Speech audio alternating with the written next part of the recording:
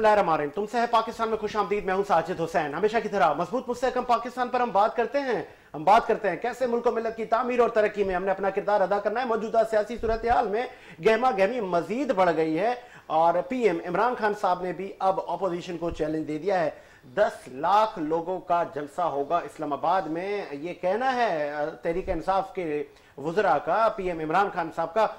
और मजीद फवाद चौधरी साहब ने वो कहते हैं कि फिर तड़का लगा दिया कि अब तहरीक अदम एतमाद के लिए आए और आपने यहीं से गुजर के जाना है और फिर वापसी भी यहीं से आना है। बीइंग हुकूमत, क्या ये जो स्टेटमेंट है, क्या हुकूमत खुद इंतशार की तरफ लेकर जा रही है तमाम मामलात को? इन तमाम चीजों पे बात करेंगे और अपोजिशन की जमातें इस वक्त क्या सोच रही हैं। वो भी अपने कारकुनान को कह रही है कि काफिले लेकर आप आए इस्लामाबाद, तो आगे क्या होने जा रहा है। क्या वाकई मौलाना फजल रहमान साहब ने भी कहा है कि हमने भी जो है लाठियां तेल में डबो के रखी है। तो दोनों तरफ गहमा गहमी सी सिचुएशन है।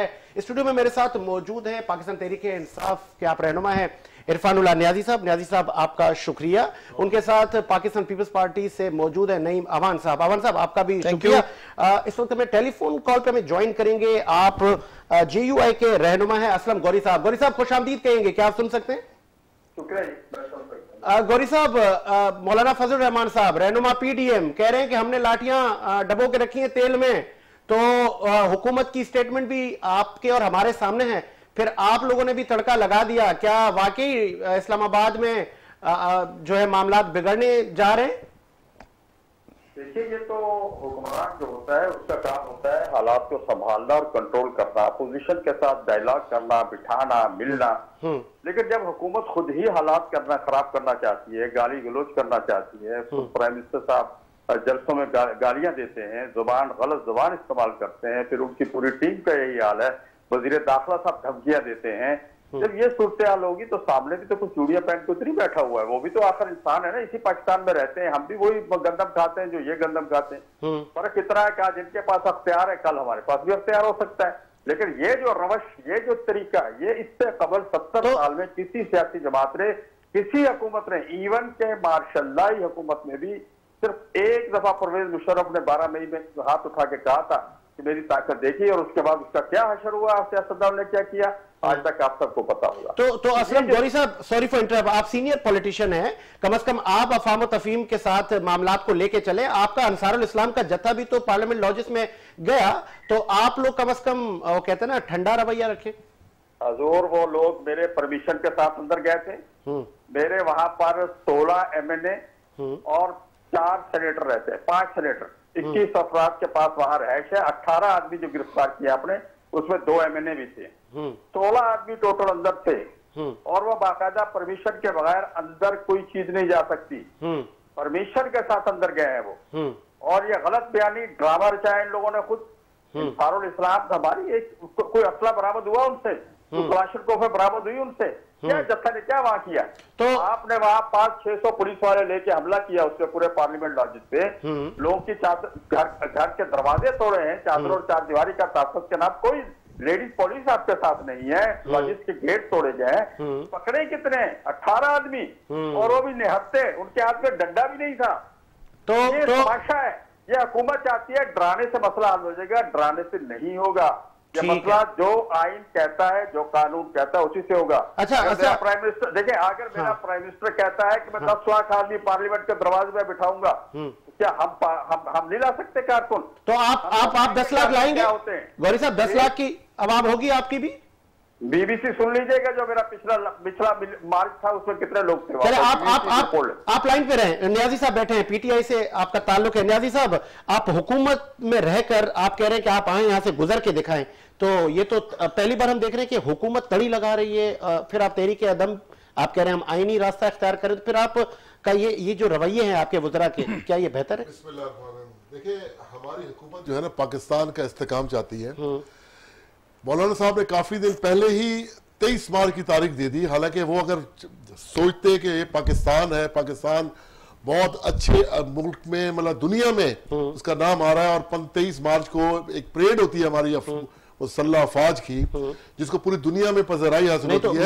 माजी में यही चीजें आपको फॉर्मर वजीर आजम नवाज शरीफ साहब कहते रहे थे, लेकिन आप लोगों ने धरना दिया था। धरना देखिए, धरना और चीज थी, पुरअमन धरना था, वो एक अलग मसला था सर। पुरअमन था, देखिए मैं आपको बता दूं ना, वो धरना एक अलग इशू था। वो एक 126 दिन का धरना, रिकॉर्ड धरना था कि हम एक इन चोर लुटेरों को मुल्क से भगाने के लिए बैठ गए थे। पाकिस्तान की अवाम साथ बैठ गई ना, एक लीडर अकेला तो नहीं बैठ सकता, जब तक अवामी कुव्वत उसके साथ ना हो तो वो आके बैठ जाता है। तो पूरा पाकिस्तान उस धरने में मौजूद था। ये तो बेचारे तालिब इल्मों को पकड़ के ले आते। अभी भी आप देखिएगा कि उसमें कसीर तादाद बेचारे बच्चों की, तालिब इल्मों की होगी। उनको वो कहेंगे जी आपको हमने सनत नहीं देनी, आपको हमने उस पर अपनी आपको जरूरत पड़ गई कि वजीर आजम साहब आप जलसों में और आवाम में आ रहे हैं, आपको भी खतरा है? वजीर आजम साहब को कोई खतरा नहीं है, वो बिल्कुल मुतमईन है, हर चीज से मुतमईन है। जहां जाते हैं उसी जोश और जज्बे के साथ पाकिस्तान की अवाम उसके साथ खड़ी है। पाकिस्तान की अवाम को महंगाई से कोई साहब कह रहे हैं डंडे हमने भी को। पाकिस्तान की जेन्युइन अवाम इमरान खान के साथ खड़ी है। इन्होंने तो कितना अलापा कि महंगाई हो गई, उसके बावजूद भी पाकिस्तान की अवाम चाहती है कि ये चोरों लुटेरों का एंड आ चुका है। तो वो उनको ना महंगाई से कर्ज है। आप देखें पूरे पाकिस्तान से जिस तरह हमारा सॉरी, आप सिर्फ ये बात का जवाब दें, क्या आप वाकई पार्लियामेंटेरियंस को जाने नहीं देंगे? पार्लियामेंटेरियंस को जाने का मसला नहीं है। जो पार्लियामेंटेरियंस जो पाकिस्तान तहरीक इंसाफ के वोट पे मतलब मुंतखब होके आए हैं, अगर वो गलत उसमें जाएंगे तो इमरान खान ने कहा कि भाई वो आपकी पॉलिसी से मुत्तफिक नहीं है, आप उनको अगर हमारी पॉलिसी से मुत्तफिक नहीं है तो वो रिजाइन कर दे। गौरी साहब रिजाइन कर दे, ठीक है। गलत रास्ते पे हम उनको शर्म नहीं जाने देंगे। मेरा भाई बड़ी अच्छी बातें कर रहा है। बातें सर अच्छी करते हैं, मुल्क के लिए करते हैं ना। आपको पता नहीं है 15 साल बाद इस्लामिक सरकारी कौंसिल में जा रही है, आपको तो एहसास करना चाहिए। गौरी साहब का सुनिए जी, बात सुनिए, तहम्मुल से सुनिए मेरे। जी सुन रहा हूँ मैं, बिल्कुल सुन रहा हूँ। जो जज्बात से बाहर होते, ब्लड प्रेशर हाई करते। 126 के दिन के धरने ने टेलीविजन स्टेशन पे कब्जा किया था। आज बरी हो गए ना, हमारी अदालतों ने बाइज्जत बरी कर दिया कि वो सर कंप्लीट कर लेते। जी गौरी साहब, मैं आपको आपका चेहरा दिखा रहा हूँ, जरा सुन लीजिए मेरी बात भी। मैंने आपकी बर्दाश्त की है इतनी देर बाद। जी, आपके 126 सीट के धरने ने पार्लियामेंट हाउस के दरवाजों पे शलवारें टांगी थी। आपके 126 दिन के धरने ने चाइना का प्रेसिडेंट पाकिस्तान आ रहा था, सी पैक के इफ्तिताह के लिए बड़े बड़े एग्रीमेंट करना चाह रहा था। आपके उस धरने ने उसको रोका था। शायद आप भूल गए सारी बातें। हमने अभी तक ऐसा कोई कदम नहीं उठाया। हम पिछली दफा भी गए, कोई तालिब इल्म नहीं था, हमने आवाज देके गए थे कि तालिब इल्म नहीं है। मदारस सब खुले हुए थे, किसी मदरसे में छुट्टी नहीं था। आपने पूरे अदारे, आपकी हुकूमत थी, आपके पूरे अदारे उस धरने में घूम रहे थे। कितने लोग तो हमने पकड़ के पुलिस के हवाले किए, किसी ने साबित किया कोई तालिब इल्म भी। और अभी जो हमने KPK में आपका सफाया किया है बल्दियाती इलेक्शन में, क्या वो तालिब इल्मों ने हमें वोट दिए? क्या मजाक कर रहे हो कौम के साथ यार? और इतना इस हद तक आप चले गए हो यार, खुदा का खौफ करो यार। कौम मर रही है, 470 रुपए घी हो गया। आप आए थे तो घी का क्या रेट था? आप क्या चाहते हैं? कौम मर जाए? लोग बच्चे बेच रहे हैं, लोग पूरे लोग। आपने 3.5 साल में किस चोर को टांगा है पकड़ के अभी तक? किसको सजा मिली है आपके किए हुए केसों पे? उल्टा आपको शर्मिंदगी नहीं हो रही है हर केस के ऊपर। वो केस वो बरी हो रहे हैं और आपने अपना फॉरेन फंडिंग केस 4 साल से लटका के रखा हुआ है। ठीक है असलम गौरी साहब, लास्ट में ये बताइएगा, हमने माजी में भी देखा कि पाकिस्तान पीपल्स पार्टी हाथ कर गई थी और वो उनके और आपके मामला बिगड़ गए थे। इस वक्त सबने कहा है कि हम आपके साथ हैं और हम इस्लामाबाद के लिए मार्च करेंगे। नईम अमान साहब बैठे हैं पीपल्स पार्टी से, इनसे भी पूछ लेते हैं क्या अब अगर पीपल्स पार्टी और नून लीग के मामला तय हो जाते हैं अंपायर से या हुकूमत से, फिर आप अकेले नहीं बैठ जाएंगे इस्लामाबाद में? क्या आप कॉल पर मौजूद हैं असलम गौरी साहब? जी मैं मौजूद हूँ। आप तो नईम अमान से बात कर रहे थे ना? जी आपसे सवाल है सर पहले। अच्छा मुझसे सवाल है भाई। बात यह है कि उस वक्त भी हमसे हाथ नहीं किया था, बल्कि हमारे दरमियान में इस एक बात पे था कि हम उस वक्त लॉन्ग मार्च करना चाह रहे थे। पीपल्स पार्टी कह रही थी हमारी तैयारी नहीं है, नून लीग ने कहा हमारी तैयारी नहीं है, हमारे इत्तेहादियों ने कहा हमारी तैयारी नहीं, हम आपके साथ हैं। अब जितने दिन वहां रहे हैं, जितने दिन वहां इस्लामाबाद में रहे हैं, ये सब लोग रोजाना रात को आके हमारे स्टेज से खिताब करते थे मजमे को। पहली बात। दूसरी बात यह है कि इस वक्त जो है हमने सारे मामला को देख भाल के, पहले हर किस का ये गिला था कि हमें एतमाद में लिया, हमें इस वक्त हमने सबको एतमाद में लिया, बाहर भी मुशावरत से पीडीएम और पीडीएम के अलावा जितनी पार्टियां हैं, पीपल्स पार्टी है, एएनपी है, सबके बाहम मशवरे से सारा कुछ हुआ है और इंशाल्लाह ये इस वक्त कामयाब हो चुका है। इनकी प्राइम मिनिस्टर की लड़खड़ाती हुई जबान और उनके मिनिस्टरों की जो हरकतें हैं वो बता रही हैं कि ये जो फैसला हो चुका है। अच्छा, आपको लगता है असलम साहब, आपको लगता है कि वजीर आजम और पीटीआई की हुकूमत है और वो क्या डेट चेंज करेंगे कि या आप लोग चेंज करेंगे? अगर दोनों पार्टियां इसी रविश पे रहेंगी तो इस्लामाबाद से तो दोनों तरफ आवाम ही आवाम होगी सर। भाई मैंने तो 4 महीने पहले से ऐलान किया हुआ, मैं ये नया ऐलान कर रहे हैं, मेरा तो पुराना ऐलान है। 23 मार्च हम कराची से चलेंगे, पहले भी हमने कहा था हम 24 की शाम को इंशाल्लाह वहां पहुंचेंगे। 23 मार्च को कराची से जा रहे हैं, 24 की शाम को वहां पहुंचेंगे, उसके बाद जो भी होगा जलसा करेंगे। चले जी, बहुत शुक्रिया।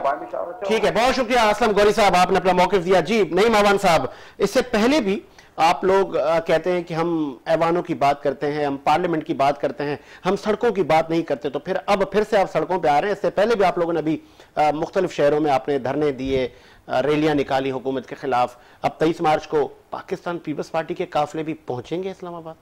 साजिद भी देखिए, हर पार्टी का अपना नुक्ता नजर है। पाकिस्तान पीपल्स पार्टी पार्लियामेंट की बालादस्ती रूल ऑफ लॉ पे यकीन रखती है और मैं इस वक्त अगर मैं बात करूं, इस वक्त जो इक़्तिदार के अंदर हुकूमत मौजूद है, गैर जमहूरी, गैर आइनी और गैर पार्लिमानी जैसे जुबान शुरू दिन से इन्होंने इख्तियार किया। इनका माजी अगर आप उठा के देखें, माजी जो रहा पार्लियामेंट पे लानते मैं ही नहीं वजीर आजम साहब भेजते रहे। माजी उठा के देखें जिस तरीके से पीटीवी पे हमला कराया, माजी उठा के देखें रेडियो पाकिस्तान को जिस तरीके से इन्होंने यरगमाल बनाया, माजी उठा के देखें सुप्रीम कोर्ट के बाहर कच्छे धोतियां नेकर जैसे टांगे गए, माजी उठा के देखें फैजाबाद धरने के अंदर जिस तरीके से रकूम की तकसीम की गई, माजी उठा के देखें जो इख्तियार के नशे के अंदर 126 दिन का जो इन्होंने एक मुल्क का जो है वो टाइम ज़िया किया और वक्त के साथ साथ करते करते आखिरकार वो एम्पायर की उंगली आखिरकार काम दिखा गई। हम तो 2018 के जो इलेक्शन थे अब तक हमारे तहफ़्फ़ुज़ात मौजूद हैं और एम्पायर की उंगली की बात करूं तो थोड़ा सा इनको झटका लगा। आज से कुछ दिन पहले बाप पार्टी से किसी एक कैमरामैन और एक किसी चैनल नीचे चैनल ने पूछा था क्या एम्पायर की उंगली आपसे राब्ते में नहीं है? बोला जी हमसे वो राब्ता नहीं कर रही है, वो कह रही है अपनी जंग आप खुद लड़ो। तो अपनी जंग जब लड़ने पर आप आए तो अब जब लड़ने पर आए तो बजाय ये 4 साल की अपनी आके कौम को प्रोग्रेस बताए, हम बताएं कि 4 साल के अंदर हमने इस मुल्क को क्या क्या डिलीवर किया, इस मुल्क को हमने क्या क्या ट्रांसफर किया, क्या क्या मुल्क को हमने मंसूबे दिए, बजाय वो कुछ करने के अभी कुछ टाइम पहले कुछ वक्त पहले ही आपके फवाद चौधरी ने एक प्रेस कॉन्फ्रेंस की, उसने कहा जी 10 लाख बंदा जो हम इकट्ठा कर रहे हैं वो इसलिए नहीं इकट्ठा कर रहे कि बात ये कि हम अपना डी चौक जो है ना भरे, वो इसलिए इकट्ठा कर रहे हैं। देखते हैं 28 तारीख को ये आते कैसे इनके एमएनए, हम इनका रास्ता रोकेंगे और इनको हम देखेंगे ये पार्लियामेंट की तरफ ये किस तरीके से जो है वो रुख करेंगे।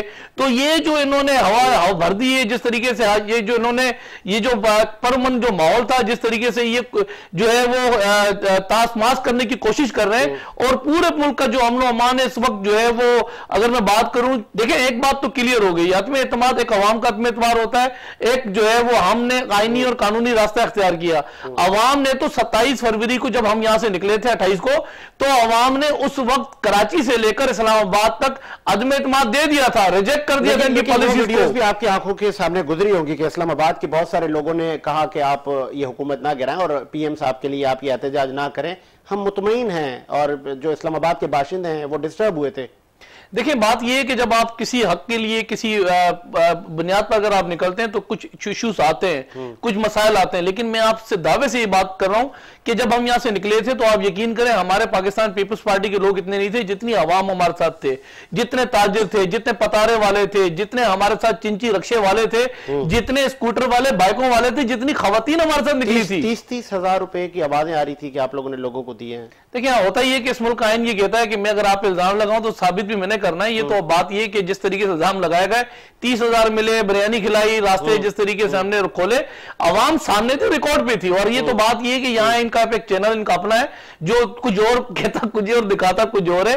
वो चैनल अगर ये दिखाया कि बात ये कि गोले गंडे वाले के अकाउंट से अरबों रुपए निकल गए तो वो बड़ा अच्छा लगता है। जरा सा वो दिखाया ना कि मुल्क में महंगाई हो गई है, गुर्बत है, बेरोजगारी, करप्शन की सतह 4% बढ़ गई है, यकीन करें उनके जो डायरेक्टरान है, उनका जो अमला है, उनको घर भेज दिया जाता है। और ये इनका एटीट्यूड, ये रवैया रेडियो पाकिस्तान के साथ भी रखा गया है। तो इस मुल्क को ये समझते हैं कि वन मैन बन के इस मुल्क को चला सकते हैं।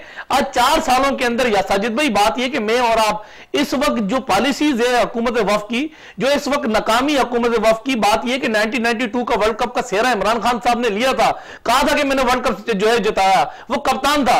आज इमरान खान साहब कहता है कि मेरे पास टीम नहीं थी, तो कप्तान तो यही था।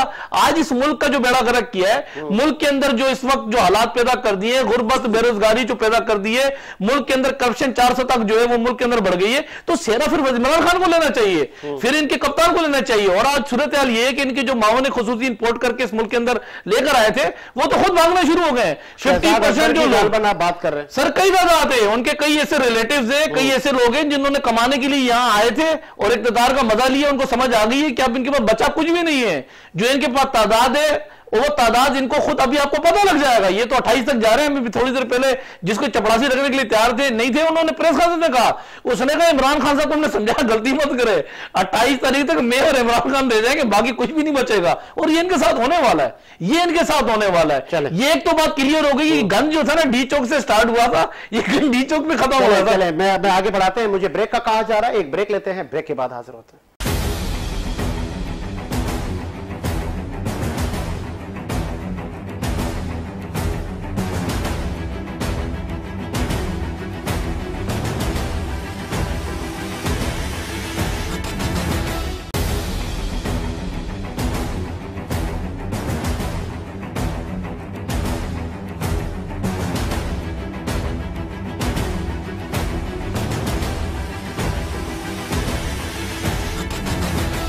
ब्रेक के बाद खुशामदीद। प्रोग्राम को मजीद आगे बढ़ाते हैं और बात कर रहे थे हम कि हुकूमत और अपोजिशन दोनों की तरफ से यकसां स्टेटमेंट आ रही हैं। नियाजी साहब, एमक्यूएम पाकिस्तान की मुलाकात हुई है, पाकिस्तान पीपल्स पार्टी के जो रूए रवां हैं साबिक सदर आसिफ अली जरदारी और दीगर वज़रा से, और उन्होंने यकीन दहानी करवाई है कि हम आपके साथ हैं।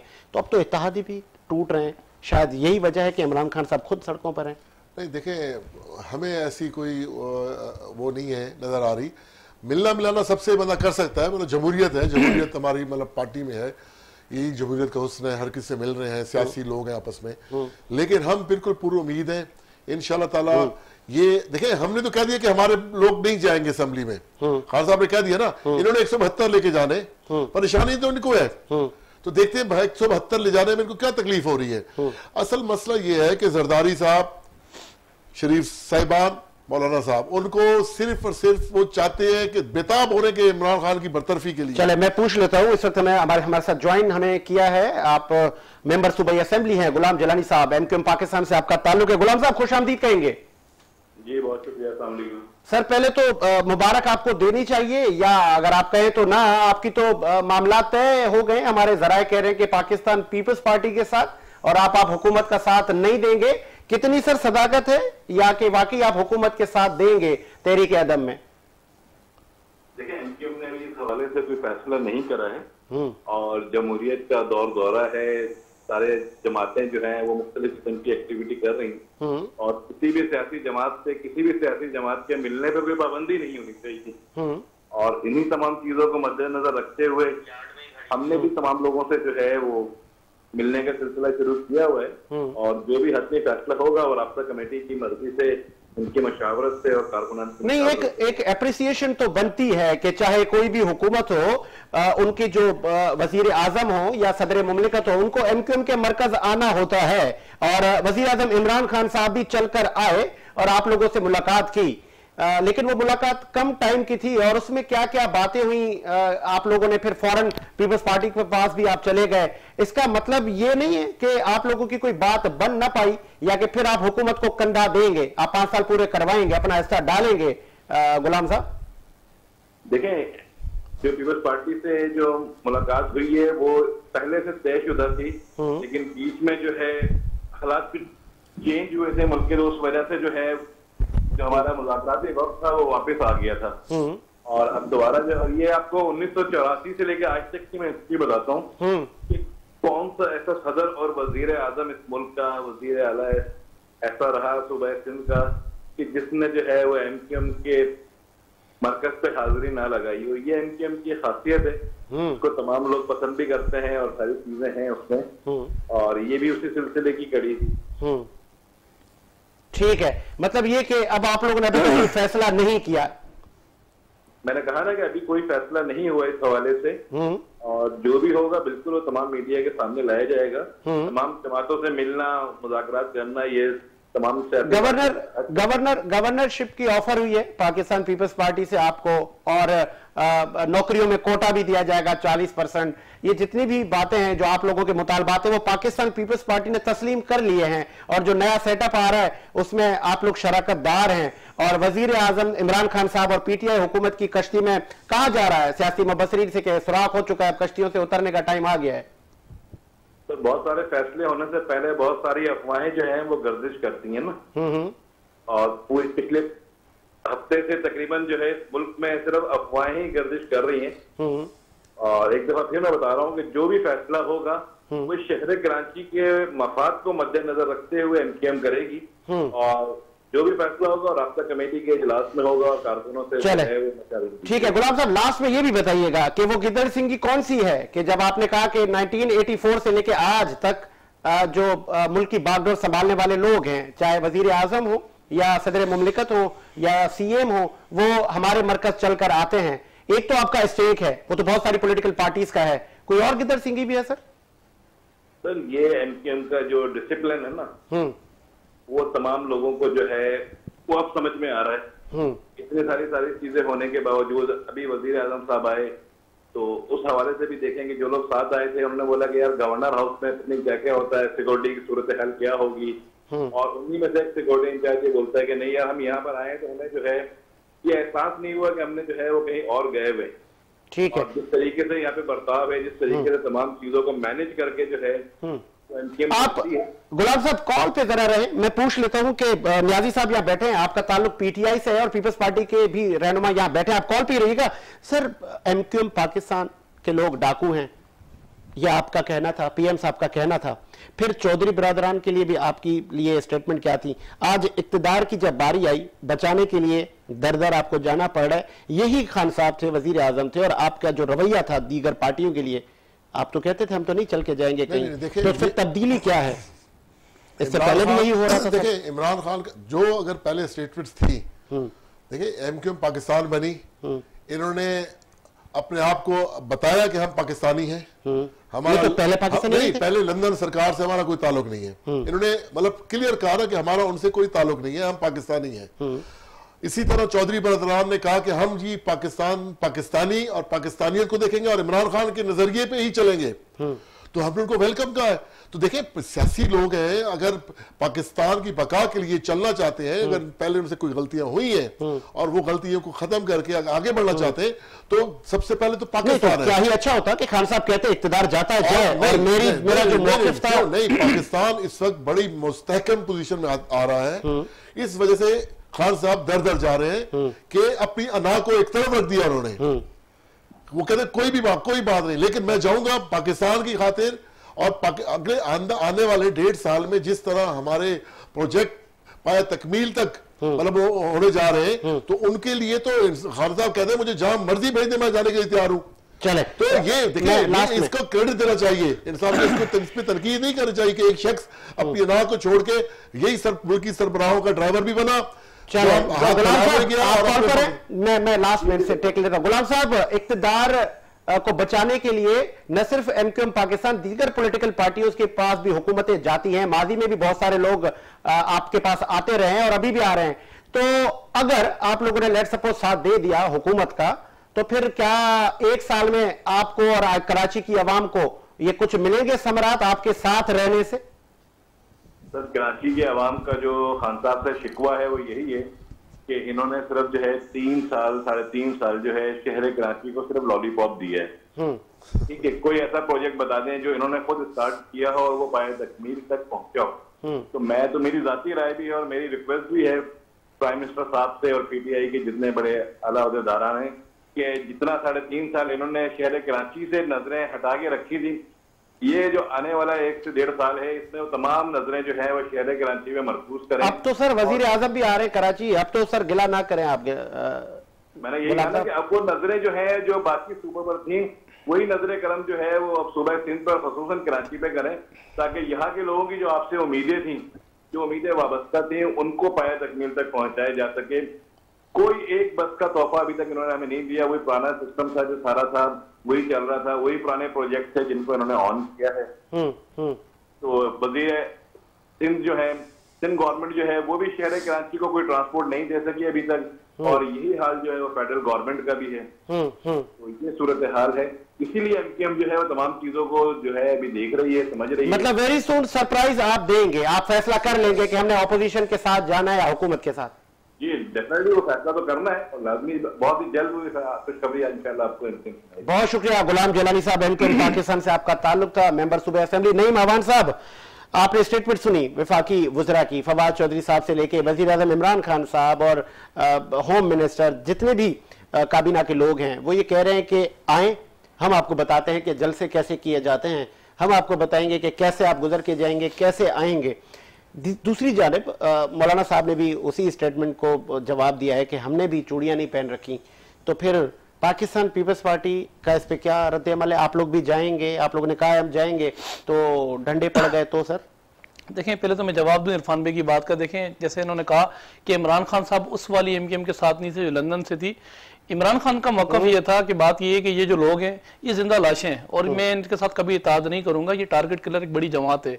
और अगर मैं बात करूं तो मेरा ख्याल है काफ लीग, जिसको इन्होंने कहा था कि पंजाब की सबसे बड़ी डाकू, वो लंदन से नहीं थे। जिसको कहा था मैं चपड़ासी ना रखूं, अभी वजीर दाखिला ने रखा हुआ है, वो भी लंदन से नहीं थे। फिर दूसरी बात, वजीर आज़म जब हैदराबाद गए तो एक नीचे चैनल ने उनसे पूछा था कि आप यहाँ जब आए हो तो किस चक्कर में आया? तो मैं इक़्तिदार की लालच से नहीं आया यहाँ, तो मैं यहाँ जो आया हूँ ना, मैं कैलेंडर देने आया हूँ, रमजान शरीफ आ रहा है ना, उसे कैलेंडर बांटने के लिए आया हूँ। फिर काफ लीग के लिए उन्होंने कहा कि काफ लीग के चौधरी बरादरान ने बात ये कि जरदारी साहब को भी उनकी जो है वो सेहत जो है वो इस वक्त बड़ी परेशान है। फिर मौलाना फजल रहमान भी गए, वो भी परेशान है। फिर शहबाज शरीफ साहब भी गए, वो भी उनको लगता है परेशान है। फिर कमाल है चौथे दिन खुद भी पहुंच गए वहां, 15 साल बाद उनको भी याद आ गया कि बीमार है ना। तो इस वक्त सूरत हाल ये कि जो इक़्तिदार के नशे के अंदर वजीर आजम साहब जो इस वक्त जो है वो बिल्कुल उनको समझ नहीं आ पा रही किस तरफ जाए। फिर देखें, एमकेएम जो है, एमकेएम पाकिस्तान, लाजमी सी बात है, जो हमने हमारा मौक़िफ़ था 18 के इलेक्शन के अंदर कि हमारा मैंडेट कराची से चोरी हुआ, और यही एलामिया जो जारी किया था वो जो है वो एमकेएम पाकिस्तान ने एलामिया जारी किया था। और मैं अगर बात करूं तो आखिरकार वो कहते हैं दिन का भूला और शाम को अगर घर लौटा है तो उसको भूला नहीं कहते, क्योंकि बात यह कि पिछले 3.5 साल से जो कराची के साथ इन्होंने रवैया रखा, या स्टील मिल बेच दी, एमकेएम ने नहीं बोला कुछ भी, खामोश रही क्योंकि उनके साथ इत्तेहादी थे। फिर स्टील मिल के लोगों को जो है वो लाजमी बेरोजगार किया, उनको नौकरियों से निकाला, उनके घर छीन लिए।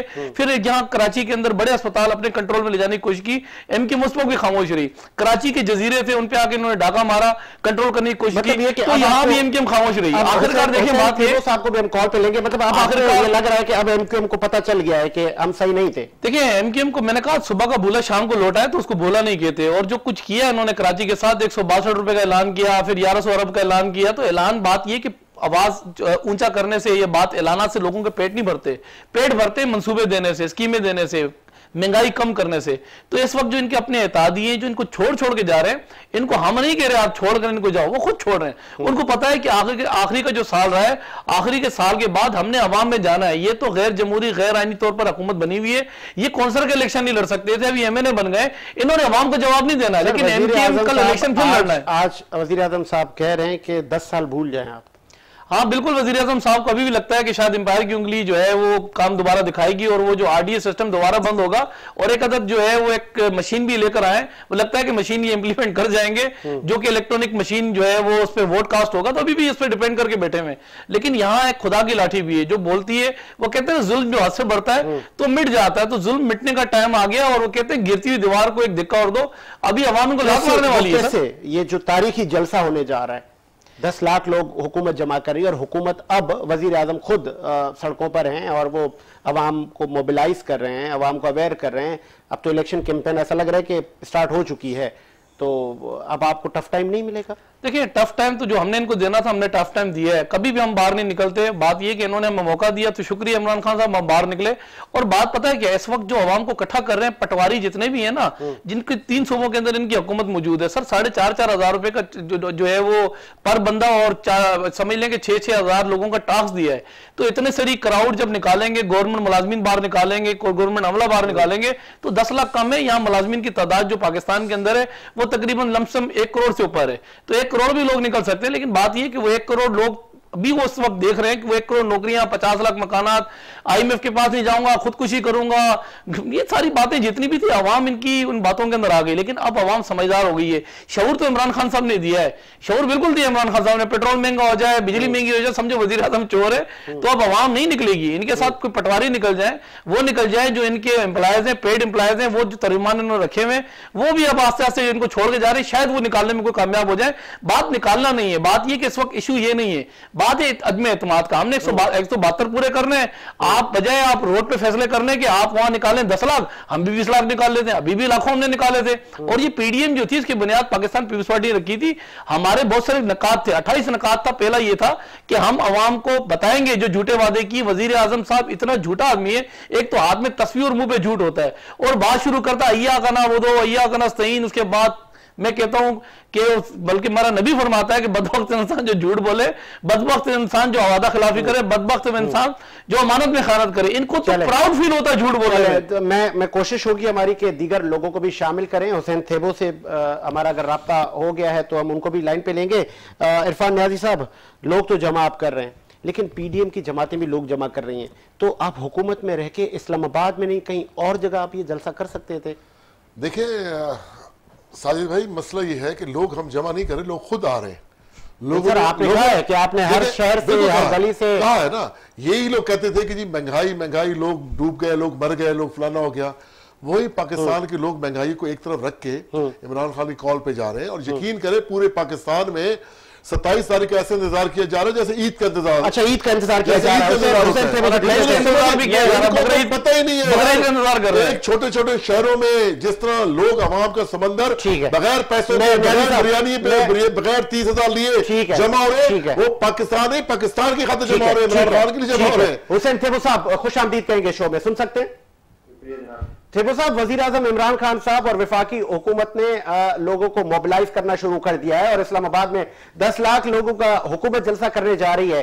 तहरीक अदम एतमाद की सिचुएशन है और हुकूमत का जो ये रवैया है, क्या ये डिफेंसिव पॉलिसी है? सही जा रही है हुकूमत? ये तो ब्लैकमेलिंग है ना, ये तो थ्रेटनिंग है ना। अगर कॉन्स्टिट्यूशनल आइन में देखा जाए, अगर आपके पास क्लियर मेजॉरिटी है, आपको खौफ नहीं है, आप लोग बुला के क्यों बाहर? आपको कोई लूट रहा है, आपसे कोई लड़ रहा है, आपको कोई मार रहा है, it's not a beauty of democracy ना। This is against. आप क्या करने जा रहे हैं? अगर ये आप 10 लाख बुलाएंगे तो अपोजिशन वाले 50,000 चले बुला लें। आप 10 लाख और अपोजिशन के 50,000, तो आप उन 50,000 को क्या करेंगे? मारेंगे उनको? कौन सा तरीका है? मतलब ये तो आप अनार्की की तरफ जा रहे हैं ना। ये तो आप अपनी वीकनेस दिखा रहे हैं कि हम अभी हार रहे हैं। आप लोगों को बुला के आप थ्रेट कर रहे हैं कि आपने इससे गुजर के जाना। भाई, इसी बंदे को, इस बंदों ने वोट दिया है ना, वो अपने हल्के में उसको दोबारा भेजे, वो जाके वहां से इलेक्शन लड़े, वो हार जाएगा। ये तो ब्लैकमेलिंग है, ये तो गुंडागर्दी है कि आप इस तरह से मुल्क की, आप क्या करेंगे? 10 लाख लोगों को बिठा के उसी तरह से धरने लगाएंगे, उसी तरह से नाच गाने करेंगे, तो फिर आपको हुकूमत में आने का क्या फायदा हुआ? हम आपसे ये तो एक्सपेक्ट नहीं कर रहे थे कि आप इस तरह से करें। 3.5 साल 4 साल के बाद आप वही धरना दे दें। तो फिर हमने आपको वोट क्यों दिया? हमने आपके लिए सुहाने ख्वाब क्यों देखे? भाई देखिए, आपको कॉन्फिडेंट होना चाहिए ना। देखिए, खान साहब हमेशा एक बात कहते थे कि मुझे अवाम ने, लोगों ने वोट दिया है। अब वहां पे अगर वोट उसको मिलेगा तो वो वजीर आज़म बनेगा, नहीं बनेगा तो उसको घर जाना चाहिए, घर जाके दोबारा इलेक्शन करना चाहिए, अपनी कैंपेन करनी चाहिए। 10 लाख लोग क्यों बुला रहे हैं, ये समझ। तो कहीं ऐसा तो नहीं है कि इनडायरेक्ट ये अंपायर को इशारा दिया जा रहा है कि जिस तरह वजीर आज़म ने पहले भी कहा था कि मैं खतरनाक हो जाऊंगा? नहीं, क्या मतलब एम्पायर का क्या? एम्पायर तो हमेशा जो है वो मुल्क के हिफाजत, जिसकी तरफ उनकी हमेशा जो है वो डायरेक्शन होती है, वो मुल्क के हिफाजत के लिए होते हैं। वो उस वक्त भी हिफाजत कर लेंगे, 10 लाख वो लोग बुला लें। मतलब कि वो एम्पायर का मुल्क तो नहीं है ना। मुल्क तो भाई आपका है ना। You are the head of state, you are chief executive of the country. Empire का मुल्क तो नहीं है। एम्पायर तो आपका सेफ गार्ड है ना। आप उसको क्या थ्रेट कर रहे हैं? मतलब ये तो आप अपनी वीकनेस दिखा रहे हैं। मतलब कोई लॉजिक नहीं है जिसके तहत आप बंदे बुला रहे हैं। मतलब आप समझ रहे हैं कि आपके बंदे बिक जाएंगे। तो भाई तभी डेमोक्रेसी है ना। कल उनको भेजें अपने हल्के में, आवाम के सामने भेजें, आवाम उनको रिजेक्ट कर देगा। अगर आप इतने ही कॉन्फिडेंट हैं, आप जनरल इलेक्शन करा दें। ये तो नो कॉन्फिडेंस आते के साथ ही अगर वजीर आजम इतने कॉन्फिडेंट है ना, वो कहें कि एक तो मुझे कोई परवाह नहीं है भाई, मुझे अपने वोट है, मुझे आएंगे, और अगर नहीं आते हैं तो आप मैं दोबारा इलेक्शन कराता हूँ, रादर देन के हारे आप इलेक्शन कराएं और दोबारा जीत के आ जाएं, बिस्मिल्लाह। अच्छा ठीक है, लास्ट में थे साहब, इस पे भी रोशनी डालिएगा कि chairman Pakistan peoples party Bilawal Bhutto Zardari साहब की स्लिप ऑफ टंग को लेके बहुत सारे मीम्स बने, सोशल मीडिया पे चर्चे थे। इस वक्त इमरान खान साहब की भी कुछ वीडियो गर्दिश कर रही हैं और जिसमें मुख्तलिफ जो चीजें एडिट करके, तो ये हम किस तरफ जा रहे हैं? वजीर आजम और वफाकी वुज़रा की अभी तक वही एक दूसरे पर कैरेक्टर एसोसिएशन और वही मुगालजात बकना, और वो कहते हैं कि मुंह टेढ़ा करके किसी की नकलें उतारना, क्या ये अब इस चीजें रुकनी नहीं चाहिए? अभी मैंने उस्मान डार साहब का इंटरव्यू किया गवर्नर हाउस में, तो वो जब तक मेरा कैमरा वगैरह लग रहा था वो मुझे बता रहे थे मैंने इसको 1 लाख दे रहा हूँ, इसको मैं 2 लाख दे रहा हूँ। जब इंटरव्यू शुरू हुआ मैंने उनसे सवाल किया कि आप यूथ के एम्पायर हैं, आप यूथ के कप्तान हैं, आप यूथ के मिनिस्टर हैं, ये बताएं पाकिस्तान में आपने ह्यूमन डेवलपमेंट में क्या किया? ये Correct. आपके अपने हल्के के अंदर एक जिंदा बंदे को जला दिया गया, ये आपने ह्यूमन डेवलपमेंट की है? तो वज़ीर आज़म साहब फरमा रहे हैं कि मैं भिंडी और टमाटर और मैं आलू बैंगन के मैं रेट थोड़ी पूछने आया था, मैं ह्यूमन डेवलपमेंट कर। तो ह्यूमन डेवलपमेंट ऐसे होती है कि आप किसी को गाली दे रहे हैं, किसी की आप नकल उतार रहे हैं, वो फिर आपके उतार रहा है, स्लिप ऑफ टंग तो हो जाती है। इसमें तो इंसान है, खता का घर है, फिर आप किस तरह से ह्यूमन डेवलपमेंट कर रहे हैं? ये तो आप लोगों में मजीद फ्रस्ट्रेशन क्रिएट कर रहे हैं, वो आपके निकाल के भेज रहे हैं। ठीक है, बहुत शुक्रिया हुसैन तैयब साहब, आपने रोशनी डाली तमाम सिचुएशन पर।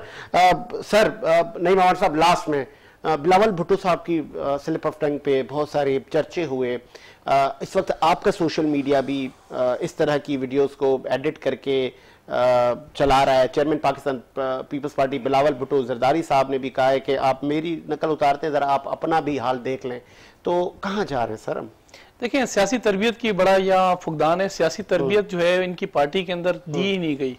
सियासी तरबियत का जो जिनको ये लीडर समझते हैं कि उनकी अगर बुनियाद से मैं बात करूं, शुरू दिन से एक ही अल्फाज उनके मुंह पर है, मैं छोड़ूंगा नहीं, मैं टीवी उतारूंगा, मैं जाऊंगा एसी उतारूंगा, देखना डीजल मैं क्या करूंगा। ये जिस किस्म की स्पीचेस कर रहे हैं, इसका बात ये है कि ये जो छोटे छोटे मासूम बच्चे जो टेलीविजन देखते हैं ना, तो आप यकीन करें मैं मूंछों से पकड़ के फेंक दूंगा। तो ये जो बच्चे जा रहे हैं, बच्चों के ज़हनों पर जिस तरीके से ये एक माइंड सेट क्रिएट कर रहे हैं, मैं समझता ही हूं कि कतई तौर पे काबिल बर्दाश्त नहीं है। हमारी सियासी तरबियत वो ये है कि हम किसी की पगड़ियां नहीं उछालते। हमारी सियासी तरबियत ये कि हम मार धाड़ की सियासत नहीं करते। फर्स्ट टाइम हमने देखा बिलावल साहब जज्बाती हो गए और उन्होंने वजीर आजम साहब की हमशीरा के लिए भी कहा, तो अब तो आपकी तरफ से भी गोलाबारी स्टार्ट हुई इस बार। देखिए, जब आप किसी के वालिद को आप निशाना बनाएंगे, कहेंगे कि मैंने तोहफों का रुख उसर कर दिया है और पिस्तौल मैंने तान लिया, मैं छोड़ूंगा नहीं, तो सर ये तो कुछ मैं नहीं समझता कि ये सियासी जो है वो स्टेटमेंट है। ये तो वो एक बड़ा से दिल में भरी हुई है, इनको पता है कि बात ये सदर आसिफ अली जरदारी मेरे पहले टारगेट हैं। देखिए, मैं वही तो बात कर रहा हूं आपसे, इस किस्म के जब आप बयानियां देंगे तो लाजमी सी बात है, कोई भी लीडर सियासी बात में सियासत करता है, पहले वो किसी की औलाद भी है। अब लाजमी सी बात है, जिस किस्म का इन्होंने रवैया रखा हुआ है, टेलीविजन पे आके जिस किस्म का ये एटीट्यूड दिखाते हैं, तो बात यह कि रिएक्शन आता है ना, हम क्यों जवाब इनको देंगे? हम तो कह रहे हैं सियासत करें। आप अगर इलेक्टेड हुए हैं तो आप आए, दोबारा इलेक्शन कंटेस्ट करते हैं। हमारा वन एजेंडा है, एक एजेंडे पर है। हम बात यह है कि शफाफ इलेक्शन होने चाहिए। इनके 4 हल्कों पे प्रॉब्लम थी, 4 हल्कों पर 126 दिन का उन्होंने वक्त जाया किया इस मुल्क का। हम तो कह रहे हैं पूरा इलेक्शन ही जो है वो डिस्प्यूटेड है। हम तो पूरे इलेक्शन को जो है वो चैलेंज भी कर चुके हैं। इस वक्त बात यह कि सियासी तरबियत जिस तरीके से इनको दी गई है, जो कराई गई है, इनका सोशल मीडिया को अगर आप आज जाके देखें, और जिस तरीके से कवानीन के अंदर ये चेंजिंग करने के लिए जो इंप्लीमेंट कर रहे थे कि वो हम साइबर क्राइम, FIA, फिर उसके बाद हमने ये भी करेंगे, हम वो भी करेंगे, तो मैं समझता हूं कि आपको और हमें जो है वो ये जो मुल्क है, इस मुल्क का आईन आपको इजाजत देता है कि आप अपनी गुफ्तगू आप पहुंचा सकते हैं, अपनी बात आगे तक पहुंचा सकते हैं। लेकिन सूरत हाल ये है कि ये जो इन्होंने जो अवाम को जिस तरीके से जो एक रहनुमाई बख्शी है ना, जिस किस्म का रवैया बख्शा है, तो इससे ये अवाम भी बड़ा इस वक्त कशमकश के अंदर है। अनारकी मजीद फैलेगी। न्याजी साहब, लास्ट में आप क्या टेक करेंगे? मैं सिर्फ यही कहूंगा, देखें पाकिस्तान तहरीक इंसाफ बिल्कुल अपने मजबूत पैरों पे खड़ी है। इंशाल्लाह जब 2013 में हमारी KPP गवर्नमेंट आई और जिस उन्होंने तरक्की की वहां पे केपीके में, तो ये समझ के 2018 में जैसे ही हमारी गवर्नमेंट बनी, पहली स्पीच में ये लोग पूरी अपोजिशन भड़क उठी, क्योंकि 2011 में इमरान खान ने कह दिया था कि मैं जब इक़्तिदार में आऊंगा तो ये सारे चोर इकट्ठे हो जाएंगे। इनका एक एजेंडा है कि अपनी दौलत बचाओ बस, क्योंकि शरीफों के खिलाफ जरदारी ने शरीफों के खिलाफ केस बनाए। यहाँ पे एक सवाल बनता है, केसेस तो इदारे चला रहे हैं, तो क्या आपको नहीं लगता कि इनका भी हक है इस मुल्क में सियासत करना? या आप कह रहे हैं कि ये सियासत ना करें? नहीं, सियासत करें, लेकिन ये जो लूटी हुई दौलत ले गए वो इदारे लेकर आए ना, वो इदारे अपना काम करें। मैं आपको यही कह रहा हूं कि 2018 हम ये इनको तकलीफ क्या है कि अगर ये 2023 तक इमरान खान रह गया तो ये तो मजबूत हो जाएगा, अवाम इनके साथ खड़ी है और ना हमें आगे जगह मिलेगी। और इंशाअल्लाह ताला, क्योंकि नया पाकिस्तान हम बन चुका है, बल्कि आधे से ज्यादा तो बन चुका है। अच्छा, इनको जगह नहीं मिल रही, लूटा हुआ पैसा इन्होंने वापस लाना है। और इंशाअल्लाह ताला ये लोग जो अवाम जो समंदर निकल रहे पूरे पाकिस्तान से खुश अपनी जेबों से खर्च करके निकल रहे हैं।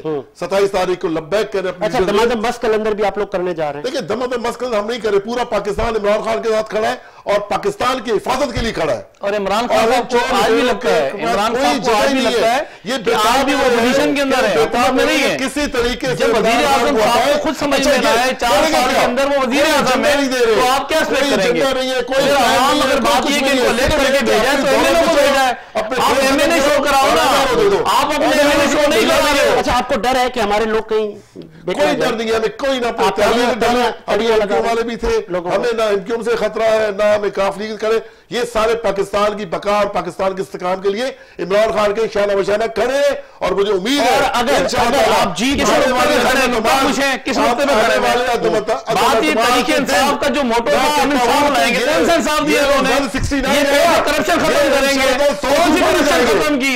इन्होंने कहा था कि नौकरियां देंगे, कौन सी नौकरियां दी? आप इंसाफ को लिबास चुके हो, गारंटी कर रहा हूं। अगर 169 भी लगे साहब अगर आदम जीत जाती है तो वजीर आजम साहब ने कहा था बच्चे कुछ भी जेलों में जाएंगे, तो आप तैयार रहे। लेकिन 3.5 साल से तो बात ये है कि 3.5 साल से अदलिया के हथौड़े, मीडिया का ट्रायल, लेब की हथौड़ियां इनके साथ रही है और एम्पायर की उंगली इन 3.5 साल के अंदर तो रिजेक्ट हो चुके हैं। अब बाकी जो टाइम रह गया है, अब बात ये कि परेशान है इमरान खान साहब कि मेरे साथ होगा क्या, मेरे साथ आवाम ने करना क्या है? ये रशिया को देखिए, रशिया के अंदर पंचायती इलेक्शन में जिस तरीके से बाहर हुए हैं, जितनी इलेक्शन में पाकिस्तान में बाहर हुए हैं, अब इनको पता है कि आगे जनरल इलेक्शन के अंदर इनका दिवालिया निकल जाना है। आवाम ने इनको अपने हकों में जाने देना है। आवाम इससे सवाल करती है कि आपने जो नारे दिए थे, जो ड्रीम दिए थे, ख्वाब दिखाए थे, आज आवाम इनसे सवाल कर रही है, आज आवाम इनसे सवाल करती है।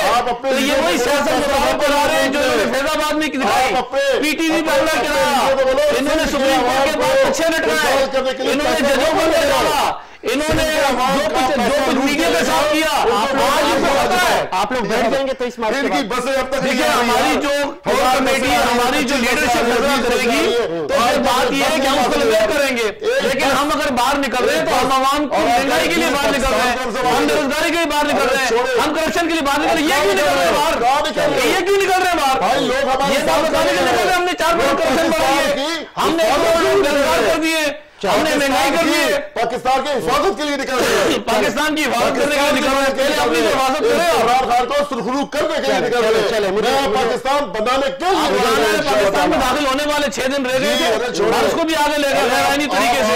28 में करोगे 18 तारीख को, 18 तारीख को करो, उनमें तुम्हारा पता लग जाएगा। आपकी बना के ले गए डेट आगे। आप बढ़ाने का मतलब यही है कि आपने 4 साल का आपने लोगों को जवाब नहीं देना है। आप शादी शहीद होना चाहती हो, आप प्रधानमंत्री बनना चाहती हो, आप चाहते हो मैं शहीद हो जाऊं, आपने जो आपको लेकर आई वो चाहते इस मुल्क पे मुसलत हो जाए, आप चाहते ही यही हो। आप इक़्तिदार के नशे के अंदर आप भूल गए।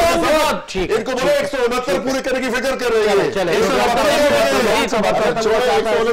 पूरे कर रहे हैं। शाद आबाद रहे। साजिद हुसैन को इजाजत दीजिए, मुलाकात होगी नए प्रोग्राम के साथ। अल्लाह हाफ़िज़।